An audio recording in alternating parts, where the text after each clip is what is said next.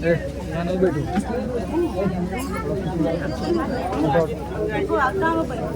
साठी यहाँ पे बैठना।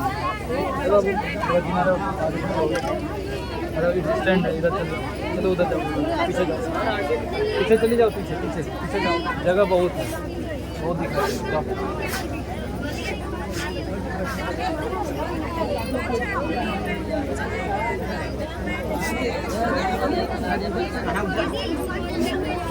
बैठ जाएगा तो बाकी लोग कहाँ बैठे?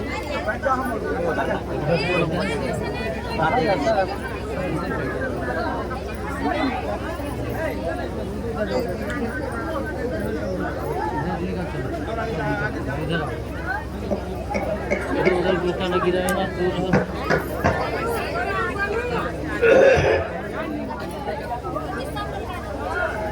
चलो चलो जल्दी चलो, प्रेमियों दौड़ के आओ, सत्संग का समय हो गया। सब लोग सामने आके बैठो ताकि एक एक वचन वाणी आपकी समझ में आ जाए। संत महापुरुषों के वचन आमने सामने रूबरू फेस टू फेस जब बैठ के सुनोगे तब आपकी समझ में आएगा। ये कोई कथा वार्ता नहीं है, ये मनोरंजन नहीं है, भाषण की प्रवचन नहीं। ये महापुरुषों के अनमोल वचन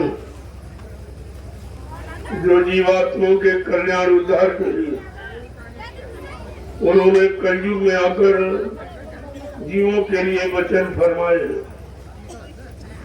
और किसी युग में ये वचन नहीं सुने,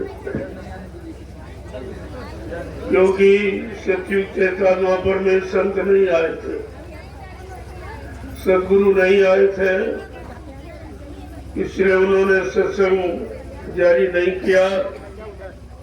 जब तक सत्संग नहीं सुनोगे तो आपको सत्य की और झूठ की पहचान नहीं होगी, असली और नकली की पहचान नहीं होगी। इसलिए सत्संग वचनों को बड़ी सावधानी के साथ सुना करो और अपने जीवन में उतारने की कोशिश करो, तब आपको इसका लाभ मिलेगा। क्योंकि वचन जीवों के करनी की सुधार के लिए, जो करनी आपकी बिगड़ गई, जो कर्मों की पहचान आपको नहीं रही, कौन अच्छे कौन बुरे, कौन पाप है कौन पुण्य है, कौन शुभ है कौन अशुभ है, ये तो जानकारी दिल दिमाग से चली गई। आज उसी का परिणाम की सब मुसीबत में आपका सारा पारिवारिक जीवन, सामाजिक जीवन, वैवाहिक जीवन सब कष्ट में हो गया। सब रोते चिल्लाते नजर आ रहे, कोई अमन चैन सुख में नहीं है। जबकि ये भारत देश धार्मिक देश है, ये मजहबी मुल्क है, ये परमात्मा खुदा को प्यारी भूमि है। इस भारत भूमि में जितने अवतार हुए सब इसी में, कोई एक आध प्रमाण के लिए इधर उधर, बाकी सब भारत, और खासकर ये उत्तराखंड, उत्तर प्रदेश, ये ऋषि मुनि महात्माओं की, अवतारी शक्तियों की, योगियों की, तपस्वियों की भूमि है और संत महात्मा फकीरों की कर्म भूमि है, योग भूमि है। उन्होंने योग सिखाया। यह शारीरिक इंद्रियों वाले भोगों का योग नहीं, सुरत और सत्य का है।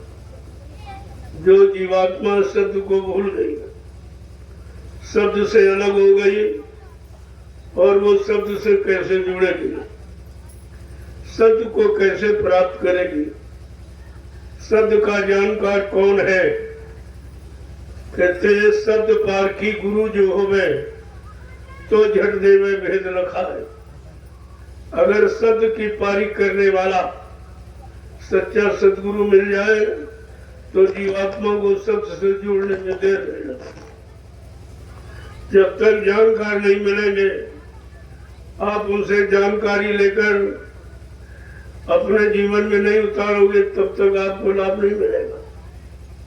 इसलिए संत मत करनी सिखाता, कथनी बकनी सुननी नहीं करनी। और संत मत की करनी बिल्कुल अलग है। काल मत की अलग, दयाल मत की अलग। काल की करनी शरीर इंद्रियों के भोगों की, और दयाल की करनी जीवात्मा जगह परमात्मा से मिले, अपने घर पहुंचे, आवागमन से रहित हो जाए, जन्म मरण से छुटकारा मिल जाए। इसीलिए कहा करनी करो मार मन डालो। ये दयाल मत की करनी क्या है? करनी ऐसी करो मार मन डालो और इंद्रिय भोग विसारो। जिन इंद्रियों के भोगों में फंसकर आपने मानव जीवन को नष्ट कर दिया, अनमोल श्वासों की पूंजी को खराब कर दिया, ये जानकारी केवल संत मत की करनी ही सिखाती है। करनी करो मार मन डालो, इंद्रिय भोग विसारो। इतना काम करो तुम अब की, फिर आगे की सतगुरु जानिए। तब आपको सतगुरु का की दया तब मिलेगी। जब तक इंद्रिय भोगों से मन को छुटकारा नहीं दिलाओगे, मन को अलग नहीं करोगे, तब तक आपको परमानंद, वो शाश्वत आनंद, वो आत्मानंद नहीं मिलेगा। इसलिए संतों ने ये करनी अलग कही कि आपको घर गृहस्थी परिवार छोड़ने वाली करनी नहीं, बाल बच्चे पत्नी छोड़ने वाली करनी नहीं, खेती दुकान दफ्तर बिजली व्यापार मजदूरी बंद करने वाली करनी नहीं। इसी में रहकर ये सब कर्म कर्जा होता है। कोई बच्चा बन के आया, कोई बेटी बन के आया, कोई पति बन के आया, कोई पत्नी, कोई भाई बहन बिरादर माँ बाप बन के आ गया, कोई अचानक आपके दरवाजे आ गया, वो भी आपका लेन देन ही। तुम्हारे पास वही आएगा जिसका तुम्हारा लेन देन होगा, दूसरा नहीं जोड़ा जाता।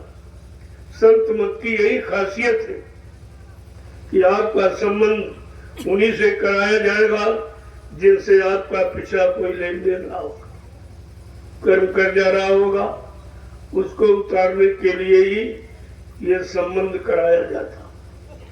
बात तो आप समझते नहीं हो। संबंध का मतलब सम माने बराबर, बंध माने बंधन, बराबर का, यानी आदान प्रदान जब खत्म हो जाए तो बराबर पल्ला हो जाए। जब बराबर पल्ला हो जाएगा तब आपको यहाँ कोई रोक नहीं सकता, कोई काल माया आपको भी रोक नहीं सकती। संत महापुरुष इसी कर्म कर्जे के भुगतान के लिए कलयुग में परमार्थी सेवा रखी।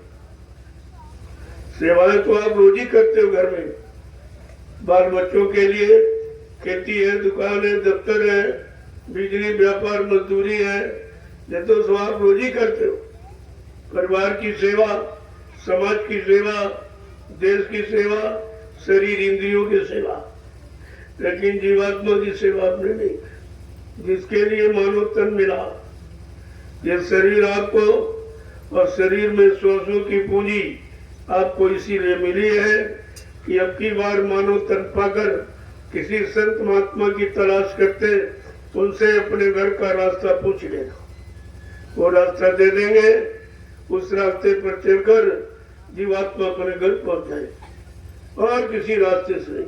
बाकी रास्ते तो संसार में आने जाने के, जिनको 4,84 लाख योनियों में वर्णित किया गया, ये आने जाने वाले रास्ते हैं।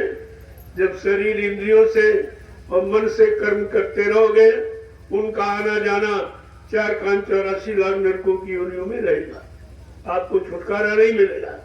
अगर आत्मिक कर्म आप करो तो आत्मिक कर्म क्या है? भजन। ये भजन आत्मिक कर्म, ये जीवात्मा को जगाना और परमात्मा से मिलाना, ये आत्मिक कर्म है। जब ये कर्म आप करने लगोगे तब आपकी जीवात्मा काल माया के बंधनों से छुटकारा पा सकती है। इसीलिए तो 3 युगों में सब फंसे पड़े रहे। ज्ञानी ध्यानी विज्ञानी हो गए, ऋषि मुनि योगी ब्रह्मचारी भी सब बन गए, अवतार भी मिला उनको, अवतारी शक्ति भी कहा गया, उनका कानून चला, उनके लोगों ने पूजा किया, ये सब हुआ, लेकिन उनकी जीवात्मा जगी नहीं और घर नहीं पहुंची, वो भी बेचारे फंसे रहे। और तुम सब मुद्दतों से उन्हीं की पूजा करते हो। तुमको यही नहीं मालूम है कि पूजा का मतलब क्या? पुण्य जाप, यानी पुण्य माने सेवा और दया प्रेम के भाव जब पैदा हो निस्वार्थ भाव से, वो सच्ची पूजा, इसी को आत्मिक पूजा कहते, इसी को शब्द कमाई शब्द की पूजा कहते। जब धीरे धीरे सत्संगों में आते जाते रहोगे तो ये सब जानकारी आपको मिल जाएगी। आपको कितने दिनों से बराबर बताया जाए, 10 जुलाई 1952 से 2012 ये मथुरा में सुनाने समझाने का समय खर्च किया, उसमें भी आप कुछ नहीं कर पाए। 60 साल सुनाया गया और एक छोटी सी परीक्षा तो सब फेल हो गए। सब बातें गुरु को छोड़कर ही बातें, जब गुरु को छोड़ के भाग जाओगे तो संभाल कौन करेगा, रक्षा कौन करेगा, इबादत कौन करेगा, पाप कर्मों के बोझे से तुम्हें अलग कौन करेगा, जीवात्मा को शब्द से कौन जोड़ेगा और घर कौन पहुंचाएगा। ये भी जानकारी तो आपको रखनी चाहिए थी, लेकिन ये जानकारी आपने नहीं रखी तो सब भटक, ऐसा भटक है कि गुरु को ही भूल गए, गुरु से दूर चले गए। गुरु की मर्यादा, गुरु के वचन, गुरु के वादे, गुरु का संकल्प, गुरु की प्रतिज्ञा, कलयुग भगाने की और सज्जू लाने की, सब भूल गए आप। जब सब भूल गए तो हमारे घूम रहे, कोई है तुम्हारी सुनने वाला। अब ये एक अवसर मिला है फिर आपको दोबारा कि अभी जाग जाओ, अभी वक्त है गुनाहों से तू तौबा कर ले, फिर न कहना कि हमने सुना था पैगाम नहीं। ये वक्त समय आपको मिला है, वैसे दोबारा किसी ने मौका नहीं दिया, काल शक्ति ने दोबारा मौका दिया ही नहीं। एक बार राम ने एक बार समझाया, रावण नहीं माना तो मार काट खलिहान कर, कृष्ण ने एक बार समझाया, कंस नहीं माना, और मतलब यानी आपके यदुवंशी नहीं माने तो 56 करोड़ का सफाया हो। ये तो इतिहास कहेगा कि न मानने वालों का विनाश ये निश्चित है। अगर आज आप नहीं मानोगे तो आपका विनाश हो जाएगा। वो तो इतिहास जो लिख दिया गया है वो वर्तमान की जानकारी के लिए, वर्तमान में अपनी व्यवस्था आप ठीक कर लो तो इतिहास का समझ में आ जाएगा। लेकिन तुमने इतिहास का भी उपहास किया, वो भी तुम्हारी समझ में नहीं आ रहा कि इतिहास लिखे क्यों गए। जो समय निकल गया उसको लिखने की क्या जरूरत थी। अरे समय तो आगे भी आएगा, उस आगे आने वाले समय में तुम अपना काम कैसे बनाओगे, इसके लिए इतिहास एक प्रमाण है आपके सामने कि जिन्होंने माना उनको क्या मिला और जो नहीं माने उनका परिणाम क्या हुआ। यही तो इतिहास बताता अच्छे बुरे की पहचान का।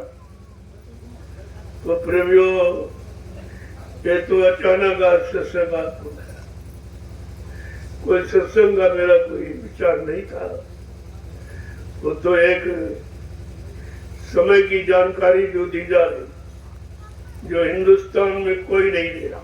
कोई भी कहीं चले जाओ आप, चाहे वो धर्मनीति में कोई महात्मा हो कि चाहे राजनीति में कोई नेता हो, कोई मुख्यमंत्री प्रधानमंत्री, किसी मुख से ये आवाज नहीं निकली कि भारत देश गरीब क्यों हो रहा, परेशानियां क्यों बढ़ रही, इंसान मुसीबतों में क्यों जा रहा, ये दुख दर्द और बीमारी महामारी और लड़ाई झगड़ा और दैवी प्रकोप और दुर्घटनाएं, ये अकाल मौतें क्यों हो रही और क्यों बढ़ रही, ये प्रेत योनि क्यों बढ़ रही है, इस पर किसी की कोई दृष्टि नहीं जाती। जब कोई नहीं कह रहा तो हमको समय से आवाज लगानी पड़ी, मुझे समय से कहना पड़ा कि हम भारतीय, अगर ये भारतीय शब्द आपकी समझ में आ गया होता तो भारत तो सोने की चिड़िया है, भारत विश्व गुरु है, तो भारत में दूसरा कैसे राज कर सकता और दूसरे की बात यहाँ कैसे मान्यता दी जा सकती। लेकिन आप ये भूल गए। भारतीयता शब्द तो किसी के समझ में आ ही नहीं रहा। यहाँ भारतवासी तो है ही नहीं। अपने आप को भारतवासी आप जब ही कहोगे जब भारतीयता के लक्षण होंगे, भारतीयता के गुण होंगे, भारतीयता के कर्म करोगे, कर्तव्य करोगे, तब आपको भारतीय माना जाएगा। ये लिखने पढ़ने से भारतीय थोड़ी हो जाओ। तो मैंने देखा भाई न राजा कह रहा न प्रजा कह रही, न राजा कुछ बोल रहा न प्रजा कुछ सुन रही। जो कोई कुछ कह ही नहीं रहा है तो ये भारतीयता कैसे रहे, हिंदुत्व कैसे रहेगा। ये हिंदू कहने के हम अधिकारी कब और कैसे बनेंगे, इस पर तो किसी का विचार नहीं। यहाँ उपजातियों ने एकदम घनघोर संग्राम कर दिया। जाति नहीं उपजाति, जाति तो आपकी मानव जाति, वो असली जाति मानव जाति तो भूल गए और उपजातियों में तुमको फंसा दिया गया। जब उपजातियों में आप चले गए तो आपस में लड़ने मिलने लगे कि मानव जात तो एक ही जाति, एक तो किसी से लड़ेगा नहीं। जहां दो होंगे वही द्वंद होगा, वही मतलब दुविधा होगी, वही झगड़ा होगा। तो इन लोगों ने झगड़ा यानी मतलब करने के लिए ये उपजातियां तमाम बना जाए और तब आपस में उसमें तमाम तरह की भिन्नता पैदा कर दी। ये बड़ा, ये छोटा, ये बड़ा, अनुसूचित जात, जनजात, यानी तमाम तरह की। जबकि एक मानव जाति ही जाति है और एक मानव धर्म ही धर्म है और इन मानव जातियों में एक ही जीवात्मा है और उन जीवात्माओं का एक ही मालिक है, इसके अलावा कुछ है। लेकिन ये तो बात कोई कही नहीं रहा। जो सत्यता की चीज है, जो असलियत की है, वास्तविकता हो तो कोई नहीं कह, क्योंकि सत्य कह देंगे तो सब बाजारी बंद हो जाए, सारी दुकानें फेल हो जाए। जगह जगह दौड़ा कर रहा, कोई राज्यपाल आ रहा, कोई मुख्यमंत्री, कोई प्रधानमंत्री, लेकिन कहता कुछ नहीं कहता। केवल आता है, बाउचर बनवाता है, खर्चे निकालता है और सारा विकास इसी में जा रहा। न देश का विकास, न समाज का विकास, न धर्म का विकास। विकास है इनकी स्वार्थ नीति का और कोई विकास। तो आपको तो इस पर विचार करना चाहिए। अरे कोई तो कहने वाला हिंदुस्तान में होना चाहिए, लेकिन सबको डर है, सबको भय है, सबको अपने स्वार्थ की चिंता है।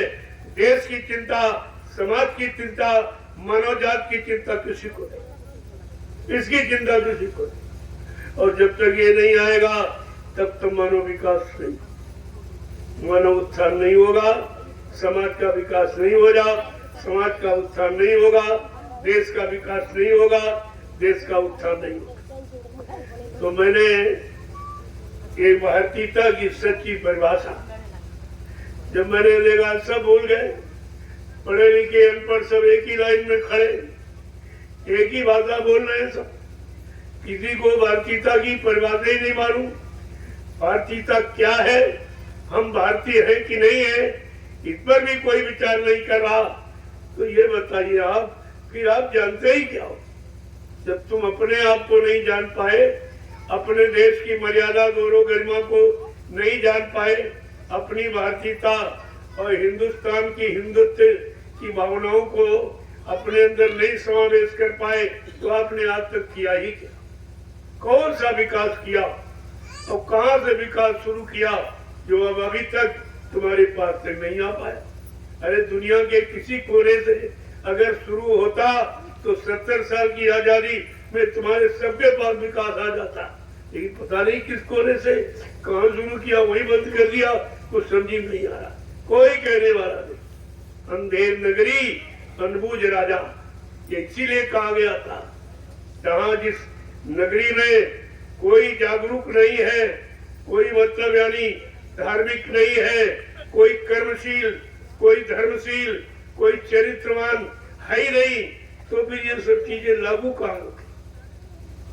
क्या जानवरों पर लागू करोगे, पक्षियों पर लागू करोगे, कीड़े मकोड़ों पर लागू, किस पर लागू करोगे?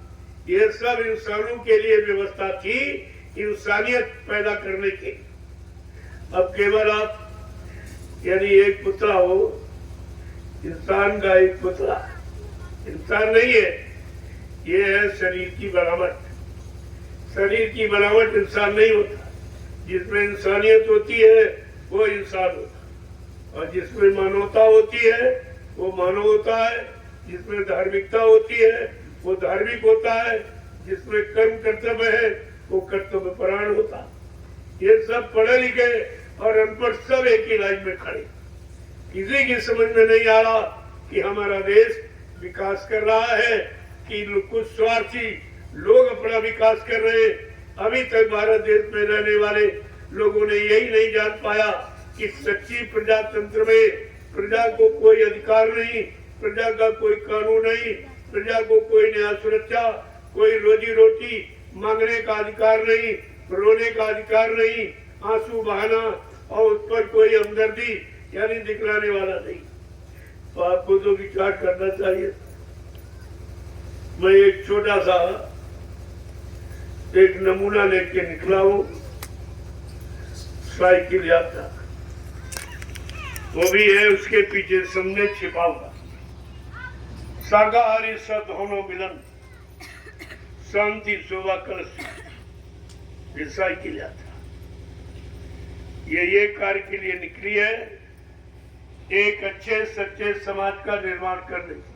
मैं बहुत दिनों से बराबर कह रहा हूं कि मेरा लक्ष्य, मेरा उद्देश्य, मेरा अभियान केवल एक अच्छे सच्चे समाज की स्थापना करना, और मेरा कोई उद्देश्य नहीं। एक अच्छे सच्चे ईमानदार चरित्रवान समाज का निर्माण हो जाए तो देश में सती जैसी व्यवस्था आपको दिखाई देगी। लेकिन इसके पहले तो कलयुग जाएगा ही नहीं। कलयुग जाने का तो मतलब यही है कि हमारी सब परेशानियां, हमारे दुख तकलीफ, हमारे बीमारी महामारी, हमारे कष्ट ये सब चले जाएं। चोरी डकैती कत्ल बलात्कार, ये खून खराबा, ये सब समाप्त हो जाए, तब तो आप कहोगे कि सतयुग। तो अभी तो घोर कलयुग है और कलयुग को बढ़ावा दिया जा रहा। राजा प्रजा सब उसी में जुटी पड़ी है, सब कलयुग को बढ़ावा दे रहे हैं। कलयुग वाले सब कर्म किए जा रहे, कोई शांति सुकून का कहीं पर कोई मतलब लवालिश भी नहीं है। तो मैं ये बताना चाहता हूँ, एक हिंदुस्तान के सामने एक नवीनतम संदेश देना चाहता हूँ जो किसी ने नहीं किया, ना किसी महात्मा ने, ना किसी नेता ने। आज तक 70 साल की आजादी में कोई प्रधानमंत्री मुख्यमंत्री बना हो, लेकिन जो संदेश हिंदुस्तान के लिए हो, भारत के लिए हो, वो तो कोई कहता ही नहीं। उस पर तो किसी की दृष्टि नहीं जा रही कि हम अपने आप को भारतीय कैसे कहें, जबकि एक मुट्ठी भर अंग्रेज आए थे जिन्होंने हमारी लापरवाही का फायदा उठाया, हमारी अज्ञानता का, हमारी अनबुद्धता का फायदा उठाया कि हम सोते रहे, समझे नहीं, जागे नहीं, चेते नहीं, होश में नहीं आए और उनकी राजनीति को नहीं समझ पाए और पौने 200 वर्ष गुलाम रहे। लेकिन कुछ लोगों के अंदर देश समाज के प्रति भाव जगा, उन्होंने आंदोलन छेड़ा, अभियान चलाया, सच्ची नीति को लाने के लिए उनका प्रयत्न प्रयास रहा। वो तो कुर्बान हो गए, लेकिन वो व्यवस्था जो की त्यों बनी। अभी तक उस पर विचार नहीं हुआ। आखिरकार तुमने विदेशियों को क्यों भगाया, अंग्रेजों को क्यों भगाया कि हमारे देश को लूट के ले जाएंगे, हम लोग गरीब हो जाएंगे, हम गुलामी बने रहेंगे। इसलिए आपने अभियान चलाया, तमाम लोग कुर्बान हुए, तमाम माताएं निपुती हो गई, तमाम बहनों का सुहाग लुट गया। ये ऐसे नहीं व्यवस्था बदली थी, लेकिन आज तक वो व्यवस्था लागू नहीं हो पाई। अंग्रेज तो चले गए, लेकिन अपनी छाप छोड़ गए। जब यहाँ से गए तो गांधी महात्मा से कहा कि देखो मैं तुम्हारे यहाँ से कुछ नहीं लिए जा रहा, लेकिन ऐसी छाप छोड़ के जाऊंगा कि भारत अपना 300 वर्ष तक सुधार नहीं कर सकता। इस बात को क्यों छिपा के रखा गया, क्यों उजागर नहीं किया गया? आखिरकार उनकी कौन सी नीति यहाँ पर लागू है जिसके द्वारा हमारा देश 300 वर्ष तक अपना सुधार नहीं करेगा, अपना विकास नहीं करेगा और अपनी स्वतंत्रता आजादी को यानी कायम नहीं कर पाएगा? वो कौन सी नीति थी? किसी ने इस पर विचार किया? कुछ किसी ने कुछ कहा? कोई चर्चा? कुछ नहीं। यहाँ तो चर्चा केवल चंदा नोट वोट की होती और टैक्सों की और महंगाई ये तरह तरह से उसूलने की बाकी कोई चर्चा नहीं। जनता के हित का कोई काम न हुआ और न कोई करेगा, क्योंकि इनके अंदर जनता के प्रति कोई भाव नहीं। अपना निजी स्वार्थ जब इंसान का जाग जाता है तो वो उसको कुछ दिखाई नहीं देता। अपने स्वार्थ, अपना लाभ, अपना मान सम्मान, अपनी प्रतिष्ठा, अपना अधिकार, इसके सिवा उसको कुछ नहीं दिखाई देता। आज वही आपके सामने। तो मैंने कहा देश तो आजाद हुआ, मुल्क हुआ आजाद, सिर्फ आजाद नहीं हम रह पाए, आजादी के बदले में बर्बादी के मातम छाए। खो गया है अहिंसा, गांधी जी का हिंसा चौधी छाई है। गांधी जी का अहिंसा परमो धर्म सिद्धांत खत्म, कोई नहीं मानता, कोई बोलता नहीं, राजा न प्रजा। इस बात को कोई नहीं दोहराता। गांधी का फोटो तो लगाए घूम रहे हैं, लेकिन गांधी को मानते, गांधी की नहीं मानते। बात तो इसलिए धर्म को मानते, धर्म की नहीं मानती। नीति को मानते, नीति की शिक्षा सिद्धांत को नहीं मानते। ये जानते ही नहीं तो मानेंगे क्या? जो स्वार्थ में पैदा हुआ, गरीबी में पैदा हुआ, लोभ लालच इसका पूरा हो नहीं पाया, वो जब तक रहेगा किसी पद पर वो अपना स्वार्थ, लोभ लालच यानी हल करता रहेगा। यानी भूखा जब तक पेट नहीं भर लेगा तब तक उसकी भूख नहीं मिटेगी। और तुम चाहे भूखे रह जाओ, चाहे प्यासे रह जाओ, तुम्हारी चिंता किसी को। तो मैंने ये सब देखा, ये हिंदुस्तान आजाद आजाद, ये स्वतंत्रता दिवस आजादी का दिन मनाया जा रहा, और राजीव आजादी पर कोई दृष्टि नहीं डाल रहा कि हम आजाद हैं कि तब से ज्यादा गुलाम हैं। हम तब से ज्यादा दास्ता में फंस गए, गरीबी में फंस गए, बेरोजगारी में फंस गए, इधर से ज्यादा फंस गए, लेकिन इस पर विचार ही कोई नहीं कर रहा। तो कोई न कोई तो कहने वाला होना चाहिए। महाभारत इसी बात का साक्षी और गवाह है। उस समय भी बड़े बड़े धर्मात्मा महात्मा थे, लेकिन सत्य बात कहने की हिम्मत किसी में नहीं। लेकिन कभी सत्य के बीच की हानि नहीं होती। सत्य बीज है, इसकी कभी हानि नहीं होती। उस समय भी कोई कहने वाला था। वो कौन था? महात्मा विदुर। ये महात्मा का काम वो कहेगा सत्य, सत्य की आवाज में उठाएगा। स्वार्थी, लोभी, लालची, भोगी, विलासी ये कभी सत्य की आवाज नहीं उठा सकते, क्योंकि सत्य इनको डर लगता है। सही बात कहने में इनको घबराहट होती। तो आपको तो पिछले इतिहास से जानकारी लेनी चाहिए कि 1 करोड़ महात्मा हिंदुस्तान में, लेकिन सत्य कहने वाला कोई नहीं। सब अपनी अपनी गति, अपना अपना आश्रम, धर्मशाला, गुरुद्वारा समाने बैठे, अपना दान दक्षिणा, धोती रोटी लंगोटी की यानी मान डिमांड करते रहते हैं, लेकिन इनको समाज देश धर्म की कोई चिंता नहीं। फिर आखिरकार इस धार्मिक देश की मर्यादा को कहने वाला कोई तो होना चाहिए, ये जानकारी देने वाला कोई तो होना चाहिए कि हम धार्मिक हैं कि नहीं है, हम भारतवासी है कि नहीं, हमारे में भारतीयता है कि नहीं है, ये तो कोई बताने कहने वाला होना चाहिए। मैं तो बहुत दिनों से सुन रहा हूँ, मैंने देखा कोई नहीं कह रहा। सब अपनी अपनी यानी लोभ लालच की प्यास बुझा रहे हैं। किसी को जनता की चिंता नहीं है।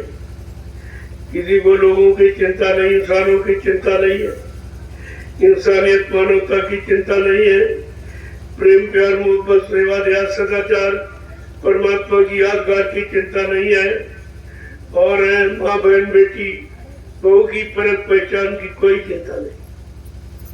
ये काम महात्माओं का है। अगर सबका होता तो कर डाल देता। अगर उनके बस का होता तो 70 साल का समय कम नहीं, एक जीवन है कल।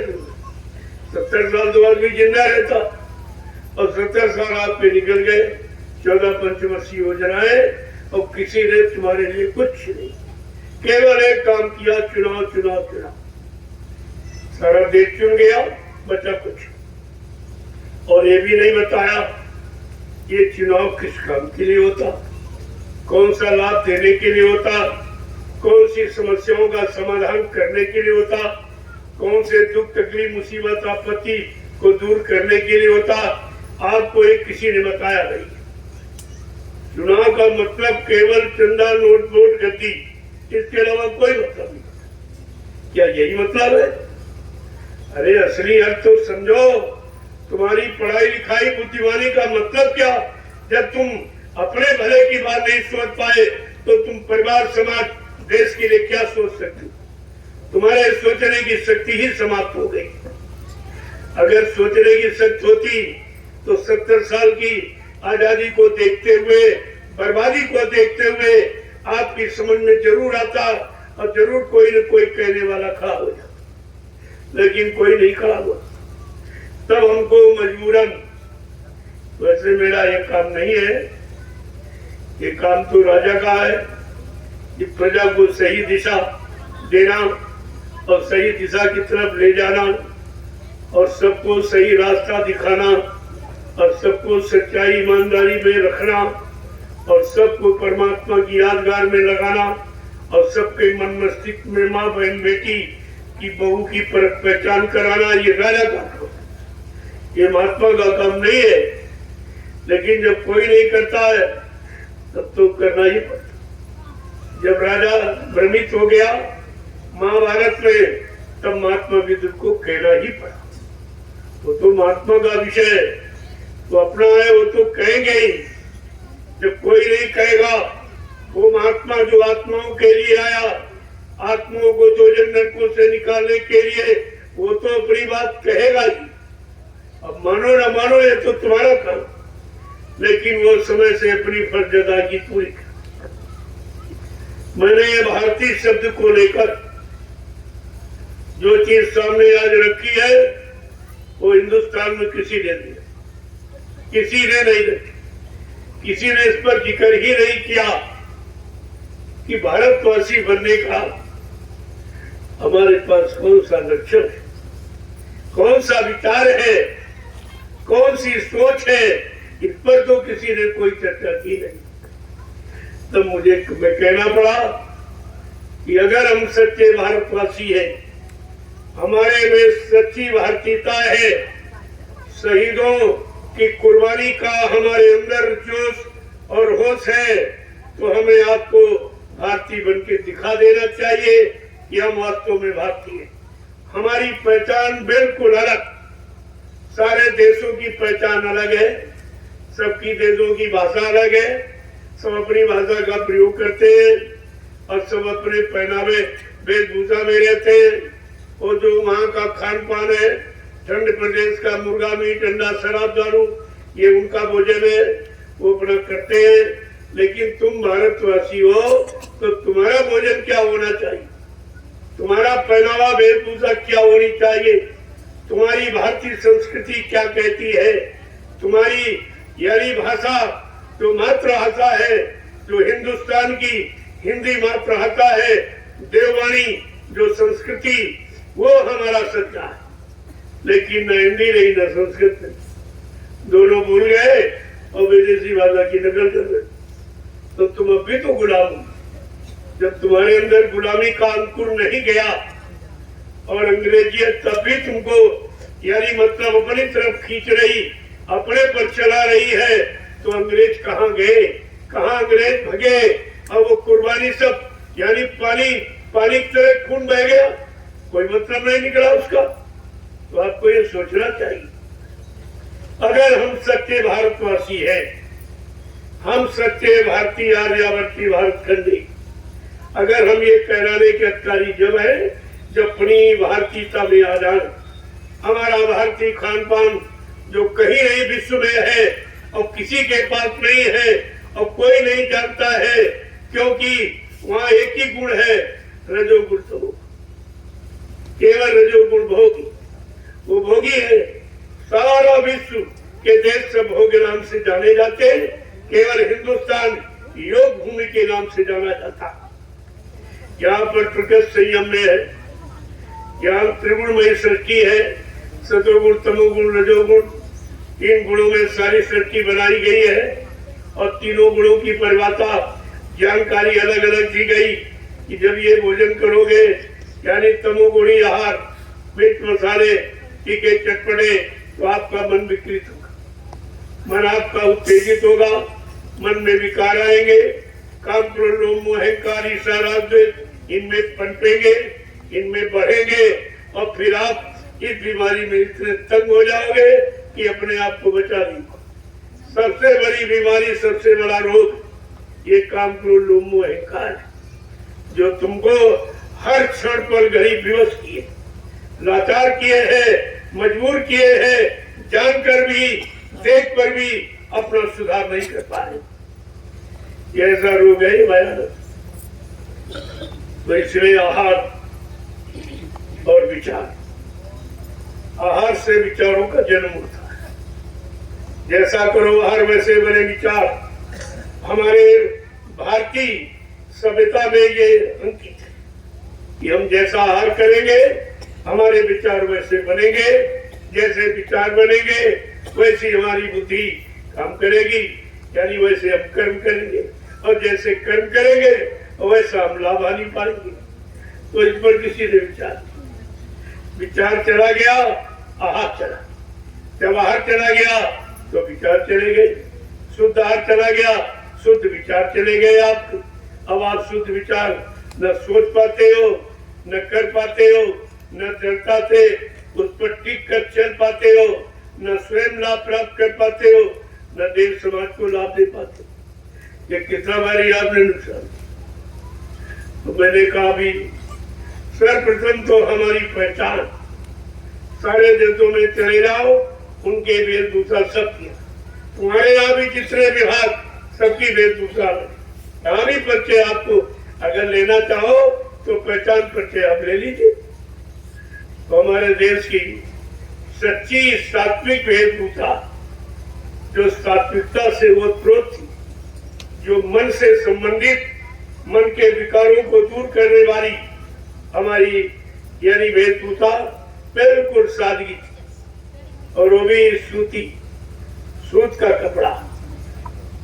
ये सूत का कपड़ा, ये कपास जो खेतों में पैदा होती, और ये रुई में, कपास में ये गुण है, शरीर की गंदगी का शोषण करती, आपकी बीमारियों को तमाम मात्रा में खत्म करती। लेकिन जब आप भूल गए ये दवा थी, ये शरीर की बीमारियों को यानी मतलब 75% दूर करने की दवा थी कॉटन, रुई। तो आप उसी को भूल गए। बीमारी आने का रास्ते आपने जो खोले हैं, जो स्रोत आपने खोले, उन पर विचार कीजिए। मैं एक एक को गिना दूंगा। एक तो खान पान से, दूसरा वेशभूषा से। तुम्हारा मन रोगी हो गया, मन भोगी हो गया, ये मन की बीमारी कोई नहीं दूर कर, इसकी दवा कहीं बनी ही नहीं। उसकी दवा केवल संत महापुरुषों का सोच, उनका शोध है, वो दवा है, इसके अलावा कोई दवा नहीं। तो मैंने लोगों के सामने ये रखा कि अगर आप सच्चे भारतीय हो और अपने भारतीय कहलाने का गर्व अगर आपको है, तो आपको भारतीय वेशभूषा धारण कर लेनी चाहिए। अगर बीमारियों से आपको राहत पानी तो मन को भोगों से, ये मन रोगी है, भोगों का रोगी, अगर इस रोग से इसको बचाना चाहते हो तो सादगी को साथ, जिसको पढ़ने से तुम्हारा मन शांत होगा, देखने वाले का मन शांत होगा। न तुम्हारा मन खराब होगा, न दूसरे तुमको देखकर अपना मन खराब कर पाए। वे अंग्रेजों की चीज, क्योंकि भोगी देश है, वहां सारी व्यवस्था भोग। योग की कोई व्यवस्था नहीं, परमात्मा के विषय की कोई जानकारी वहां नहीं, कोई लिटरेचर, कोई साहित्य नहीं, और न उसको कोई प्राथमिकता वहां नहीं। जब ऐसे नारकी देशों की आप नकल करोगे तो नर्क नहीं क्या स्वर्ग में चले जाओ। तुम्हारा भी सारी व्यवस्था नर्क में जाने की ही हो गई। जब देखा गया कोई नहीं कहने वाला, कोई बताने वाला, समझाने वाला, कोई इशारा करने वाला नहीं, तब हमको ये प्रश्न संपूर्ण भारत के सामने रखना पड़ा भारतीयता का, कि भारतीय शब्द की महिमा क्या है, गौरव गरिमा क्या है, भारतीय का महत्व क्या, कि सारा विश्व ये भारत सारे विश्व का गुरु क्यों हुआ, किस कारण हुआ? ये आपकी भारतीय संस्कृति के कारण, भारतीय वेशभूषा के कारण, भारतीय सादगी और स्वच्छ और मानव खान पान के कारण और अच्छे सत्कर्म के कारण आपकी महिमा सारे विश्व में है कि विश्व गुरु हो भारत देश। पहले भी था, बीच में आपने बिगाड़ दिया, लेकिन संत महापुरुषों ने कहा कि फिर क्यों इस बिगाड़ से तुम खुद ही बिगड़े हो, खुद ही परेशान, इतने तंग हो जाओगे, इतने परेशान हो जाओगे, अपनी भाव बेटियों की इज्जत बचाना तुम्हें मुश्किल हो जाएगा, अपने शरीर का रोग निकालने के लिए आप मजबूर हो जाओगे, नहीं निकाल पाओगे। ये चारों तरफ से जब घिर जाओगे तब आपको एक बार विचार करना ही होगा। कलयुग घेरे चारी ओर, मनुआ जइयो कोई, तुम किधर जाओगे?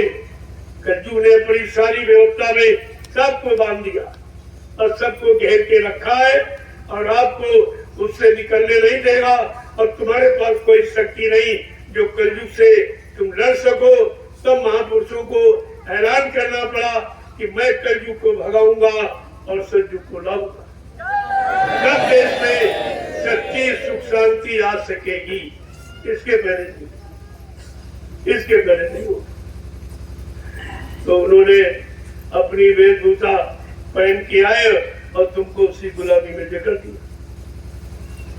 ये मोटा कपड़ा जिसे जींस कहते हो, पैंट पतलून कहते हो, ये ठंड पड़ जाती, ठंडी में मोटा कपड़ा पहना और तुम 12 महीने पहले घूम रहे।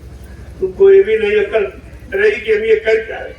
अपने शरीर के साथ इतना बड़ी खरीद कर रहे हो, शरीर के साथ इतनी बड़ी दुश्मनी निभा रहे हो, इसे रोगों से भरपूर करने की चेष्टा कर रहे हो कि कोई रोग बाकी न रहे जो हमारे शरीर में ना हो।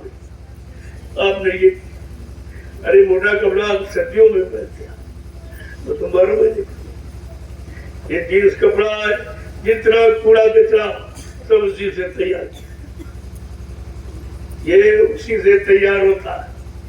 तरह तरह की गंदगी इसमें है और ये बाहर की शुद्ध हवा तुम्हारे शरीर में लगने नहीं देगी, और ये शुद्ध प्रकाश जिसमें सारे गुण समाहित हैं ये भी तुम्हारे शरीर में लगने नहीं देगी, और जिसमें हवा और प्रकाश नहीं लगता वो ऑटोमेटिक गंदा होता, ऑटोमेटिक गंदा होता हुआ।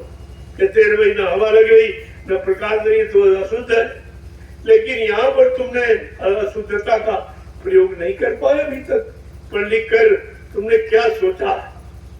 इसलिए मैंने कहा अगर रोग बीमारियों से आप राहत शांति चाहते हो, अपनी भारतीय वेशभूषा में एकदम नीला कपड़ा जिसमें हवा लगे और प्रकाश सब छन के अंदर तक जाए, और ये कपड़ा अंदर की पसीना जब निकलेगा और उसके द्वारा जितने कीटाणु सब बाहर निकाल के बाहर कर देगा। ये कपास में गुण होता, लेकिन तुमने तो कपास की गुणवत्ता को दी, तुम्हारे अंदर कोई विचार ही नहीं रहा और तुम सबके सब गुलामी होते चले, गुलामी अख्तियार करते जा रहे हो और कहते हो आजाद आजाद, अल्लाह बचाते हो आजादी का, और गुलामी की तरफ बढ़ते जा रहे हो और गुलामी को स्वीकार करते जा रहे हो। अरे अंग्रेज चले गए लेकिन अंग्रेजियत तो छोड़ गए, उनकी भाषा है उसी का प्रयोग करते हो, उनका पहनावा है उसी का प्रयोग करते हो।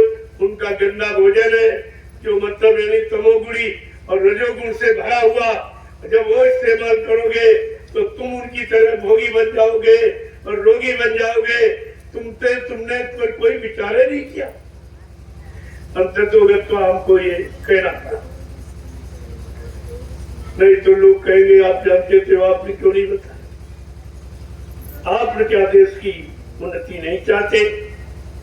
आप भारतीयता शब्द का विकास नहीं होने देना चाहते?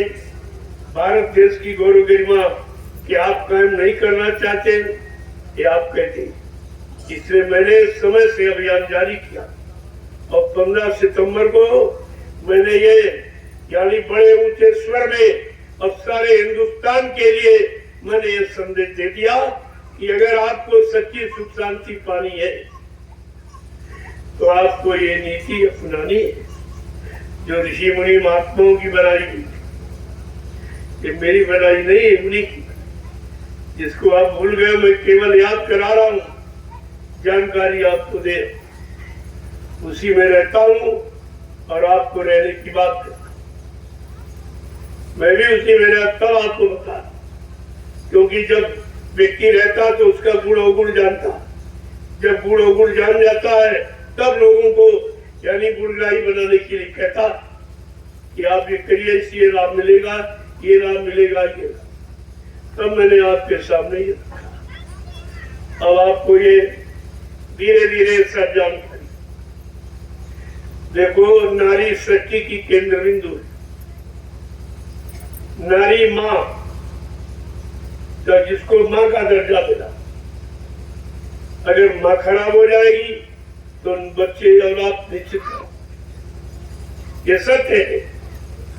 तो सर्वप्रथम मुसलमानों को आप देखिए, उनके यहाँ सब कुर्ता पैजामा टोपी ये सब मिलेगा, कोई फैशन नहीं। 1% कोई कलयुगी विचारधारा में आ गया हो, वो भी नेता नगरी फंसा वो करेगा। लेकिन जो समाज परिवारों में रहते वो मजहब में और धर्म में वो कभी नहीं, वो इसको नहीं मानती। कोई बच्चा आप नंगे सर नहीं मिलेगा और सब कुर्ता पैजामा मिलेगा। नारियों को देखिए आप, शरीर का कोई भी अंग आप देख नहीं सकते हो, यानी नख सिख पैर के नाखून से लेकर चोटी तक एकदम ढकी, लिबास में एकदम, और तुम्हारे यहाँ नंगा नाच। तुम अपने आप को हिंदू कैसे कहते? इसमें हिंदुत्व के कोई गुण ही नहीं है।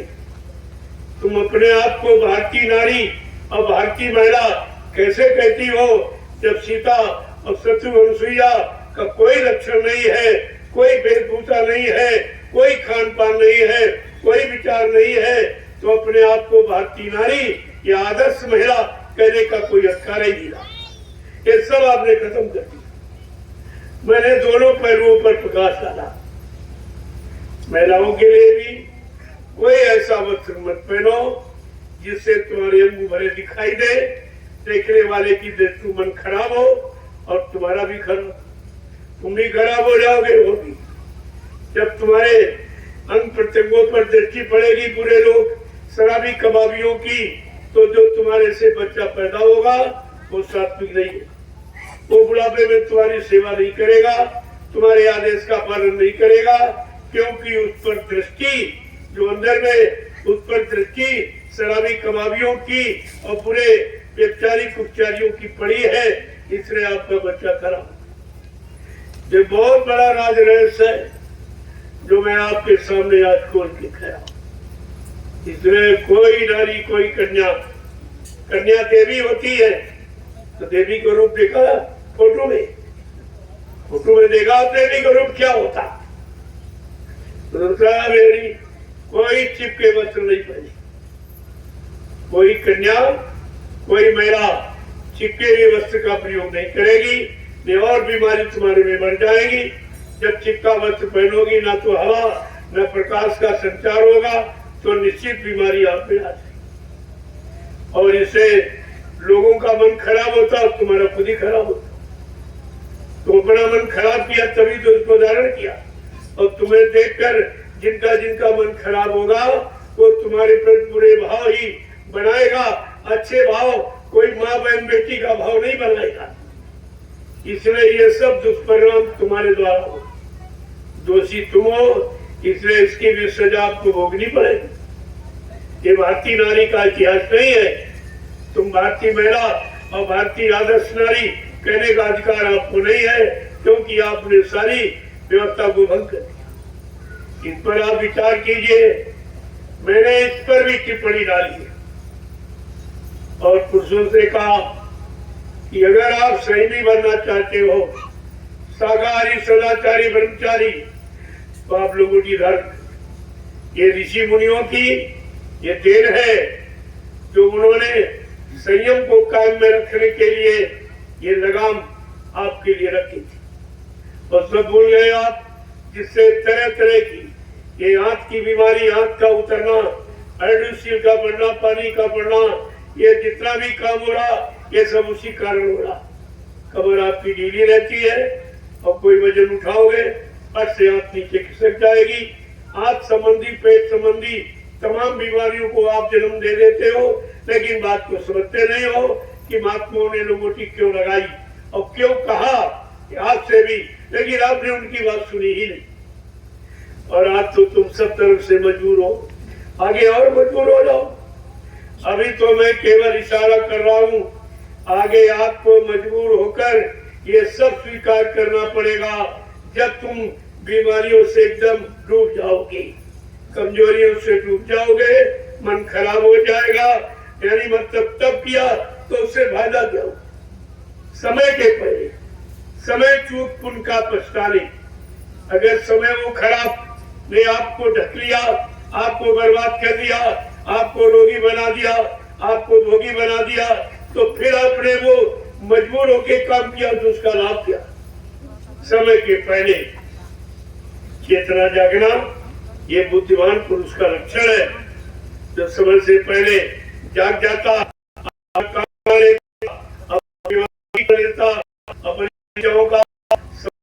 का वो समय बुद्धिमान व्यक्ति का। समय पहले ये सरकारी 15 सितंबर मैंने अभी किया और हिंदुस्तान इस लोगों के कानून को किया है।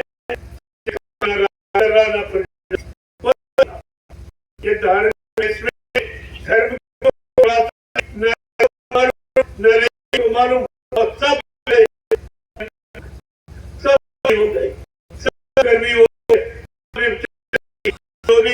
हो गए, यानी किसी से चित नहीं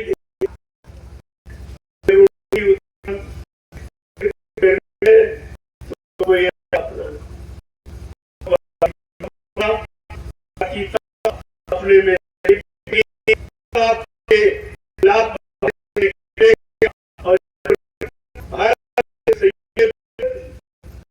गर्मी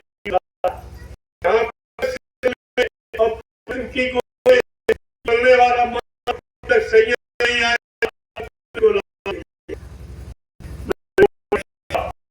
आपके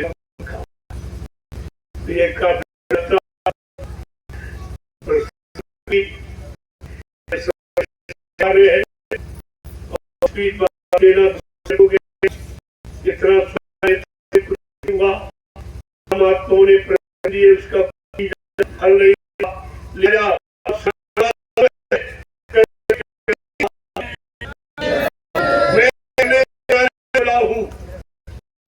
बात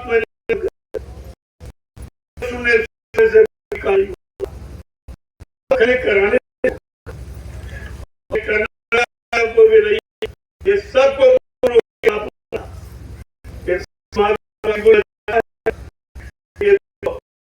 काम नहीं करोगे कर देगी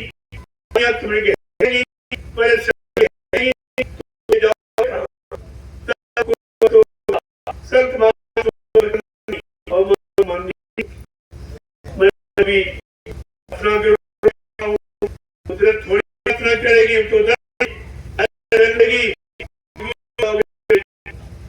तो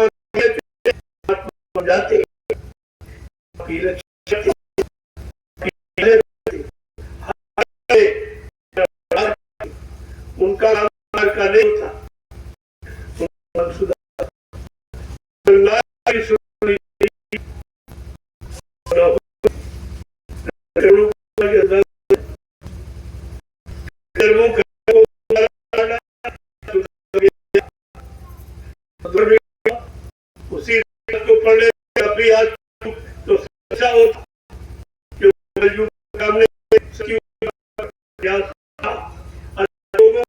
अच्छी अच्छी वाले इंग्लिश त्याग अच्छा काम करने वाले अच्छी संस्कृति में रहने वाले अच्छा करने वाले इतिहास के साथ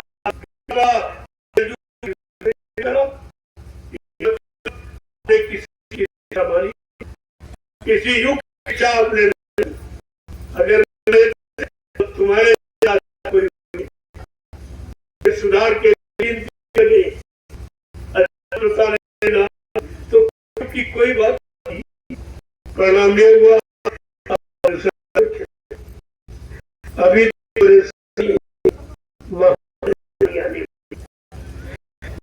समय इसका जवाब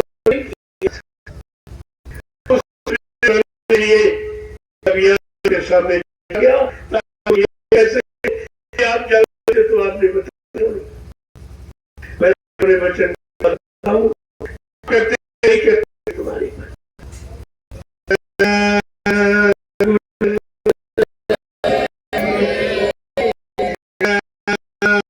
गुरुदेव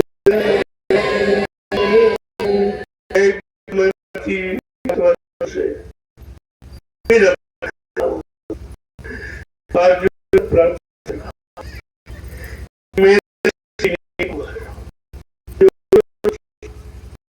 इंसानियत की और आप देने वाले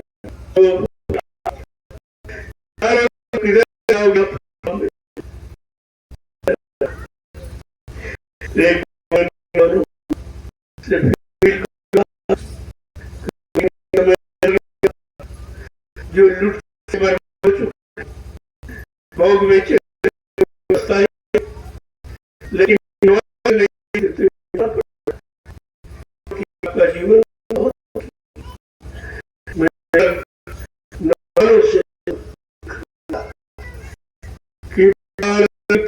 भी लग जाओ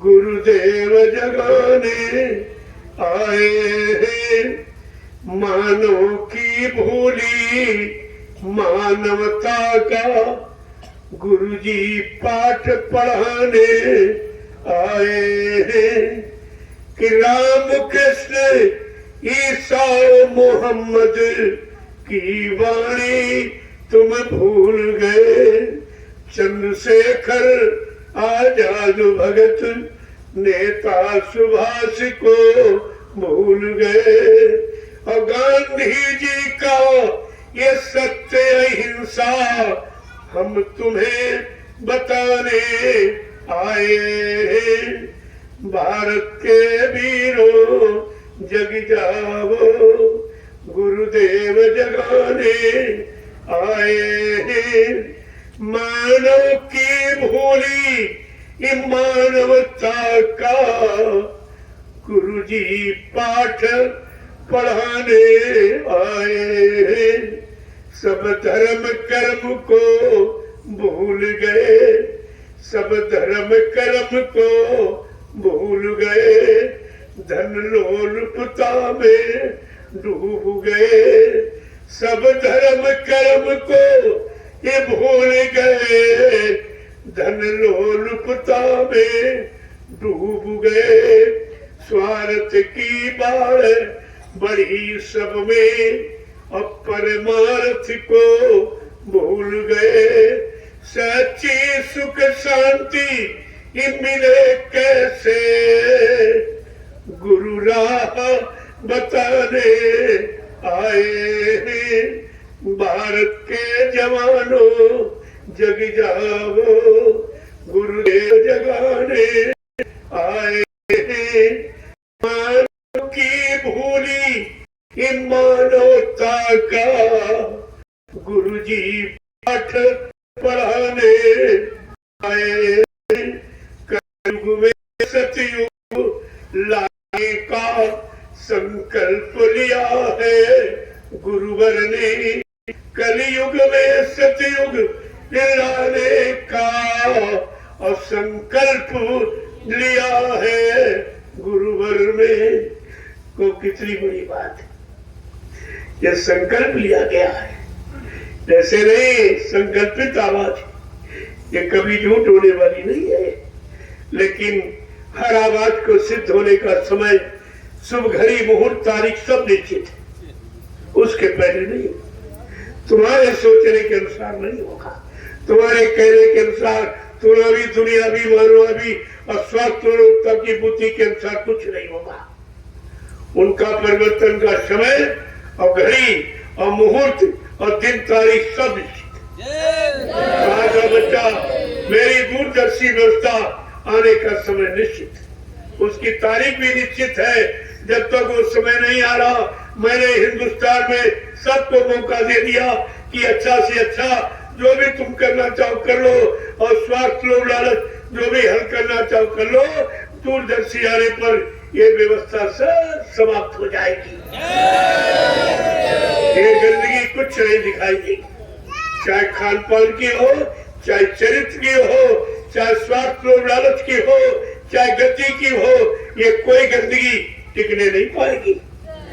दूरदर्शी ऐसा समय का सूरज, ऐसा प्रकाश ज्ञान सत्य का आभास अनुभव कराने वाली भूमिका व्यवस्था का नाम है दूरदर्शी। अभी लोग इसके बारे में कुछ नहीं जानते, क्योंकि दूरदर्शी का तभी आपको बताया नहीं गया। अभी तो केवल प्रचार किया गया था, और वो भी 18 वर्ष जब प्रचार कराया गया और आप भूल गए, नहीं समझ पाए, नहीं इस पर चल पाए, तब कहा कि मेरा ब्रह्मास्त्र है, इसको संभाल के रखना, ये आगे आने वाले समय में काम करेगा।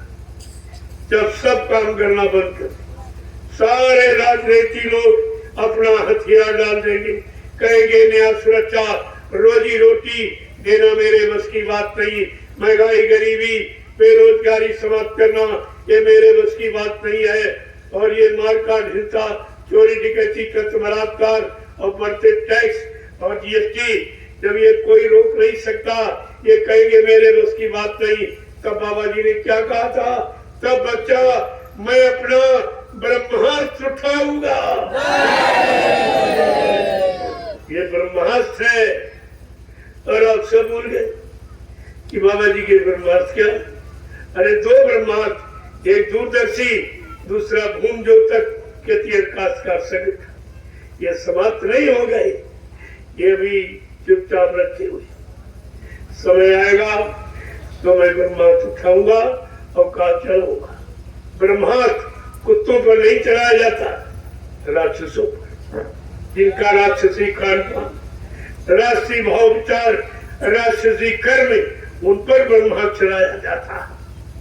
ये सब बातें आपको इशारे इशारे में समझा दी गई पहले भी, और आज भी दोहराई जा रही, ताकि आप भूलने न पाओ महापुरुषों के इशारों को, क्योंकि इसी से आपका काम होगा।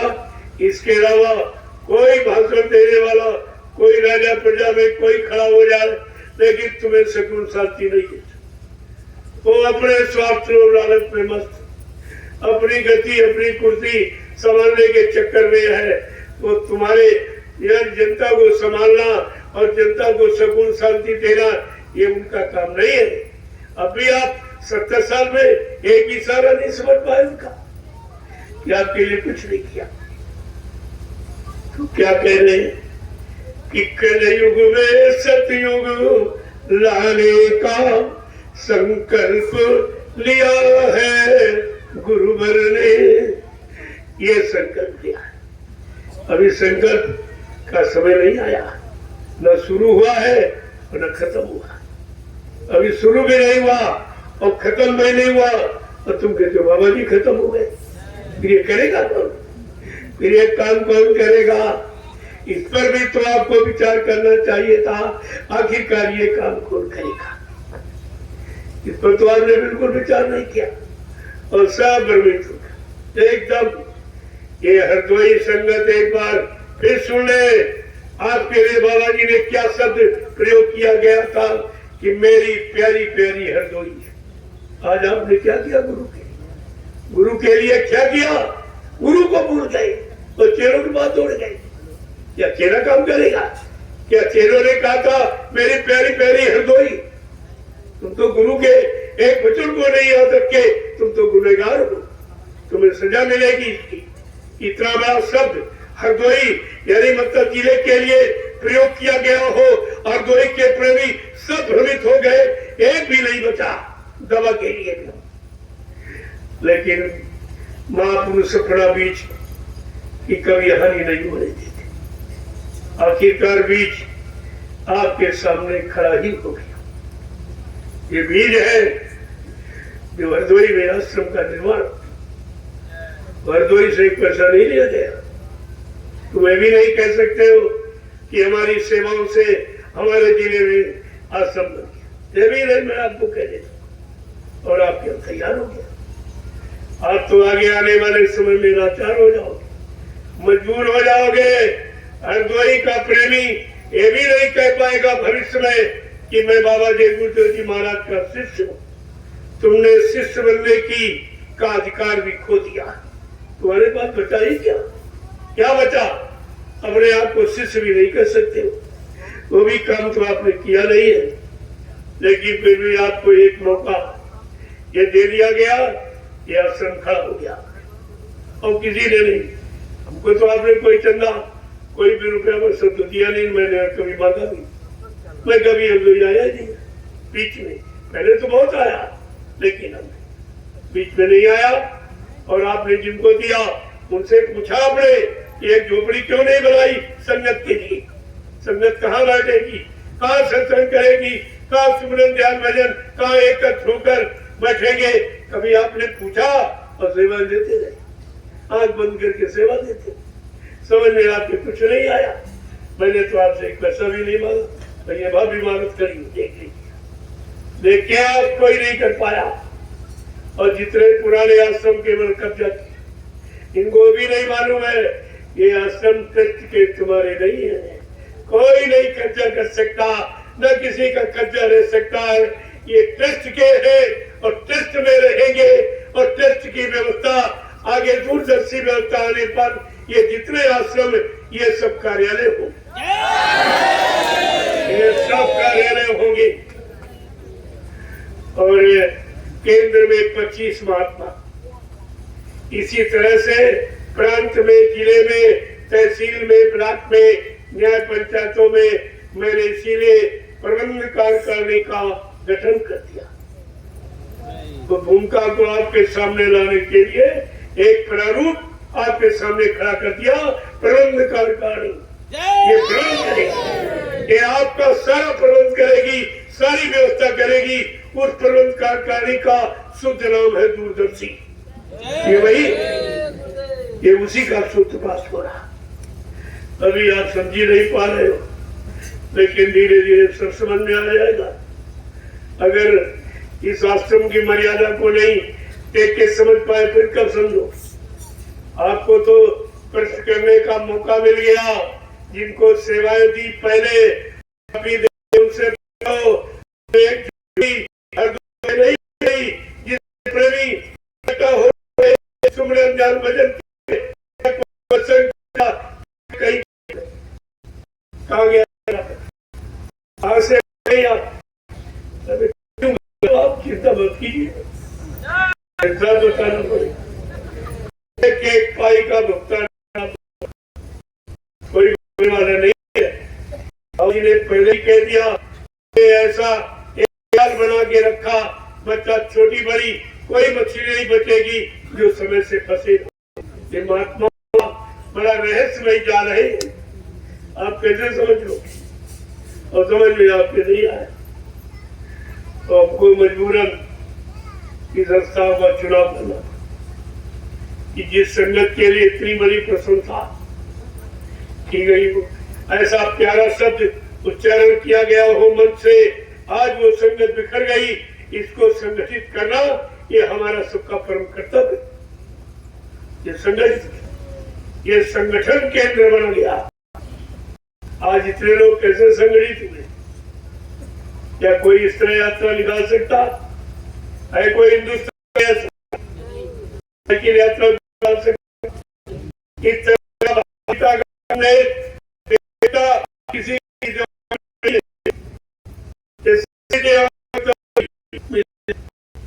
पुरानी पुरानी करता न त्रुटि होगी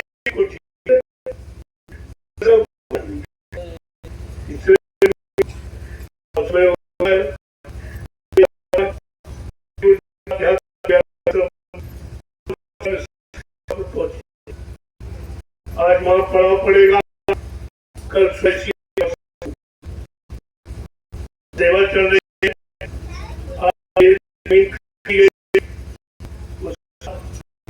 बहुत मात्रा में है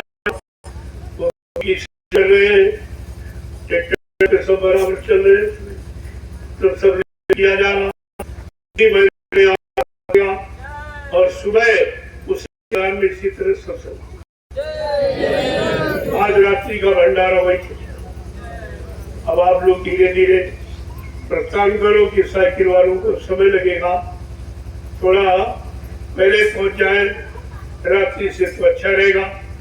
इसलिए मैं अपनी वाणी को यहीं से विराम दूंगा। कहना तो बहुत कुछ है, कहूंगा समय आने पर। अभी जिसका समय है वो आपके सामने है। अभी इसी का समय, इसी चीज का समय है, और ये आ जाए तो सब कुछ आ जाए। अब तो मैंने मेन पॉइंट पकड़ा है, जिसकी जरूरत है। मेरा मेन बिंदु है ये। वैसे तो रोटी और बेटी वो 2 बिंदु है, और तीसरा भारती तक। ये 3 बिंदु आपके सामने खड़े। ये तीनों नवीनतम है। आज तक किस पर किसी ने दृष्टि डाली ही नहीं, और किसी ने इसका उच्चारण भी नहीं किया। जय गुरुदेव, जय गुरुदेव, जय गुरुदेव, जय गुरुदेव। नाम किसका? जय गुरुदेव। नाम किसका? जय गुरुदेव। नाम किसका? प्रभु का प्यारा। सब लोग खड़े हो जाए। लोगों भी मिलने में समय लग जाएगा, तब तक चलेगा समय। क्योंकि आज कोई आ रहा उधर था, तो वो पहले राजा आता था प्रजा को निमंत्रण, दर्शन बड़ा डर लग रहा है। अपनी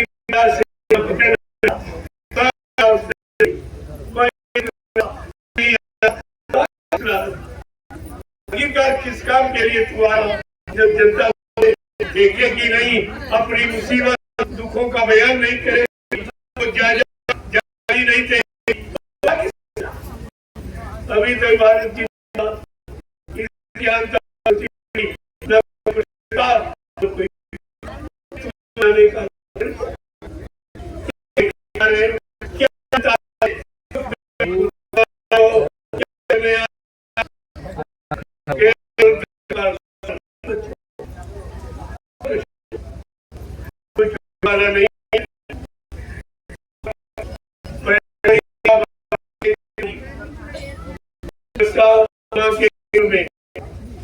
पैदा हुआ रुपए का, और 10,000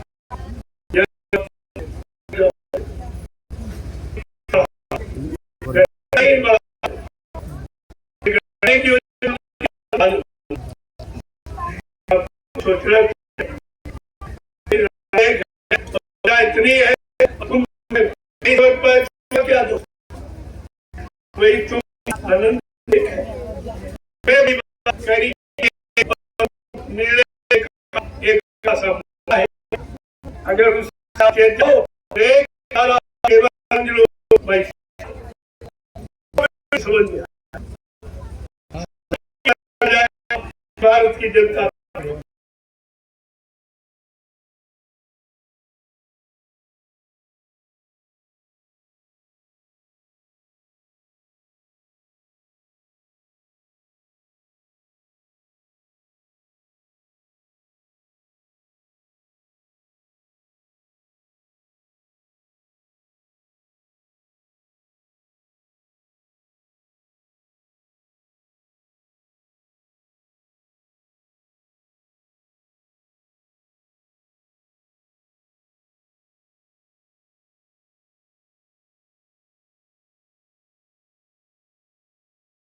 मुझ नहीं रही, अब ये जाग गई, लेकिन तुम ये प्रमाण न दे पाओगे, न तुम कर पाओगे, क्योंकि तुम दलालों के बीच फंसे पड़े हो।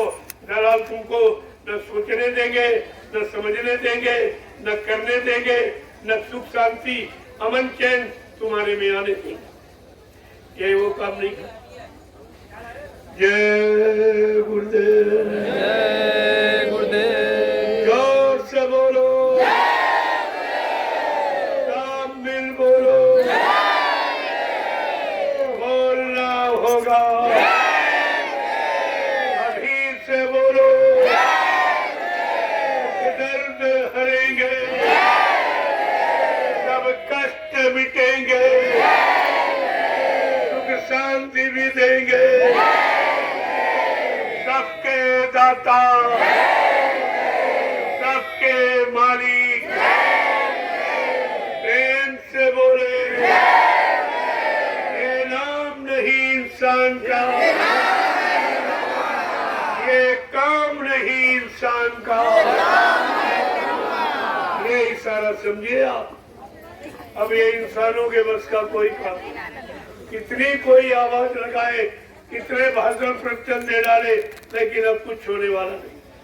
वो काम करने वाला समय निकल गया। अब तो दुख मुसीबत का समय, जिसके लिए गोस्वामी जी महाराज ने रामचरित मानस के उत्तरकांड में एक बहुत पहले इशारा लिखा कि कलयुग में बहुमत कीमत बाल मत बिन नरेश का रात सुंग सुख संपदा को कहे जान बचे बर्बाद।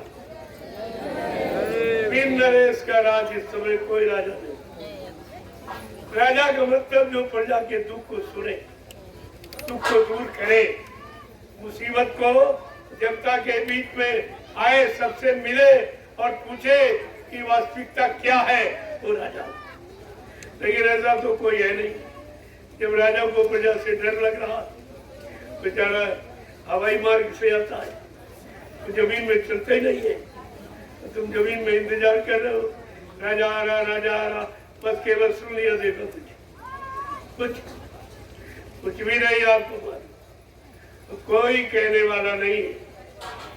जनता के बीच आने का कितना खर्चा और कितनी यानी दौलत बर्बाद की जा रही।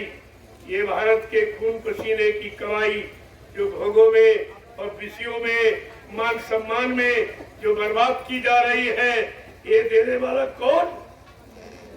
ये जो खर्च कर रहा है, इसको भी होश नहीं है कि हजारों बार तुझे वे नरकों की योनियों में जाना पड़ेगा, और जब राजा की जूतियों की मार खानी पड़ेगी, वहां तेरी कोई सुनने वाला नहीं। अगर तू नहीं सुनता है भारत की जनता का, तो तेरा ही कौन सुनेगा? उस समय तेरे लिए भी तैयार है। जय गुरुदेव। सब लोग लाइन से खड़े हो जाओ, मैं आप लोगों से मिल लूं। चलते चलाते आपकी इच्छा है जरा मिल लो, तो मैं भी तो मिलना चाहूँ। क्या आप मेहनत कर रहे हो? साइकिल यात्रा, ये भी एक तपस्या है कलयुग में। बाल बच्चों परिवार को छोड़कर, ये छोटी मोटी तपस्या नहीं है। इतनी बारिश कल हो रही, देखा, ये दिखाया गया लोगों, ये बारिश कुछ नहीं थी, लेकिन ये दिखाया गया ये कैसे लोग हैं जो वर्षा, सूखा और अकाल में भी अपनी यात्रा को बंद करने वाले नहीं। इन्होंने यात्रा पर कदम उठाया है, अपनी यात्रा पूरी करके ही मानेंगी। ये संकल्प है। आप देखते जाइए, अभी तो एक केवल 2 दिवसीय थी, 2 अक्टूबर गांधी जयंती। गांधी का फोटो जगह जगह लगाया गया, लेकिन गांधी की नीति सिद्धांत क्या था? अहिंसा परमो धर्मा, और इनका है हिंसा परमो धर्मा। लाखों गायें रोज काटी जा रही, लाखों जीव मुर्गा बकरा मछली छोड़कर, गर्भपात नसबंदी छोड़कर, ये कितने हिंसा हत्या हो रही। क्या ये गांधी का वसूल है? क्या गांधी की इसमें कोई गौरव गरिमा है? क्या गांधी का कोई इसमें सम्मान है? उनका सिद्धांत अहिंसा परमो धर्मा, और इनका सिद्धांत हिंसा परमो धर्मा, एकदम उल्टा। ये सब गुमराह कर रहे। ये गांधी को कोई नहीं मानता। ये जानते नहीं कि गांधी का सिद्धांत क्या, गांधी का वसूल क्या था। आखिरकार उन्होंने लंगोटी क्यों लगाई? आपको कोई लंगोटी नहीं लगा, कोई नहीं, कोई नहीं। इसलिए पालन तो वही करेगा जो अक्षरशः पालन, उसका पालन करना माना जाए, लेकिन ये कोई नहीं करता। ये लंगोटी अभियान कोई नहीं डालता, लेकिन आपको तो बताया गया, ये करके हम दिखा देंगे सब। ऐसा नहीं है, ये सब करके दिखा दिया। जय गुरुदेव, जय गुरुदेव। आगे आने वाले समय में यही सबको मानना होगा, यही सबको करना होगा। जो राजनीति करेगा, भारत जैसे धार्मिक देश की भारतीयता को लागू करने के लिए उसको इस पोशाक पहनाना पड़ेगा, ये पालन करना पड़ेगा, तब ये भारत की जनता समर्थन देगी, जनता समर्थन नहीं। आप देखते जाइए धीरे धीरे, अभी तो ये वैचारिक क्रांति उठ खड़ी हुई है, ये किस तरह से पूरे भारत में फैल जाएगी, आप देखते रहिए। जय गुरुदेव, जय गुरुदेव। अब आप लोग लाइन से जल्दी से मिलो, ताकि आपका समय हो गया चलने का, क्योंकि अब लगभग 40 किलोमीटर चलना होगा। 35। देखो कौन से रास्ते बंद कर दिए गए, इस पर नहीं कोई विचार कर रहा ये किस लिए निकले, वो किस लिए आया तो रास्ते बंद कर रहा, ये किस लिए चल रहे सारे रास्ते खोल रहे। सारी सुख शांति, न्याय, सुरक्षा, रोजी रोटी के सारे रास्ते ये अभियान खोल रहा है। पहले इसको देखिए आप और उनको देखिए, ये दोनों की जानकारी ले लीजिए, आपकी समझ में सब आ जाएगी। जय गुरुदेव, चलिए आप लंच कर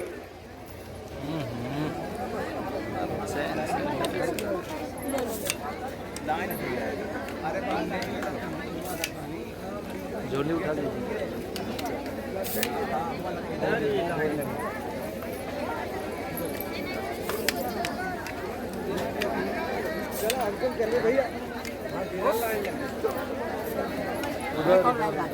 बोरी बोरी बोरी